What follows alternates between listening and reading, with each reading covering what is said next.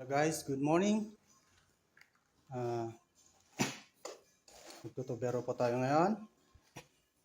Ayan o, yung aming hukay dito sa first unit. Hanggang sa dulo yan. Ang lalim po sa dulo niyan kasi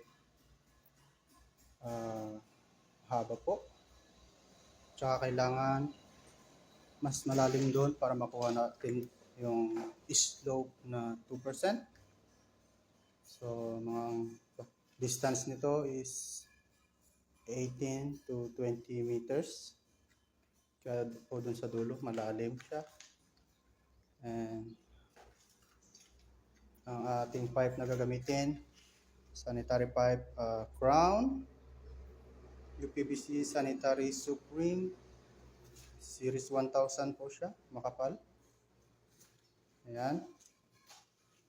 90 mm for drainage and 110 mm for the water closet. Ayan po. Ayan.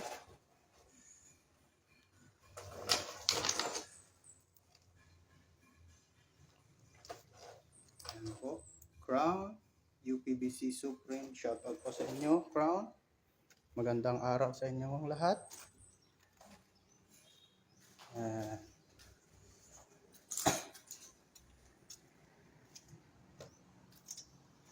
Ayan po, aming pipe.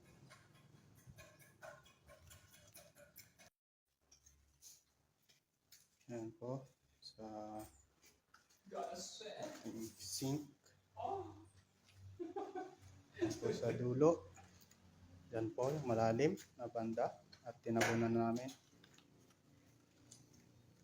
Set up na po yung para sa water closet, lavatory, and then yung drainage po natin. Ayan po ang aking magiting na kasama. Shout out mga idol. Nagse-set up po siya ng para sa hot and cold shower. Ang pipe pala po natin ay galing sa Buildwise Hardware. Shout out po kay Sir Ernesto Olonan Jr. Siya pang may-ari.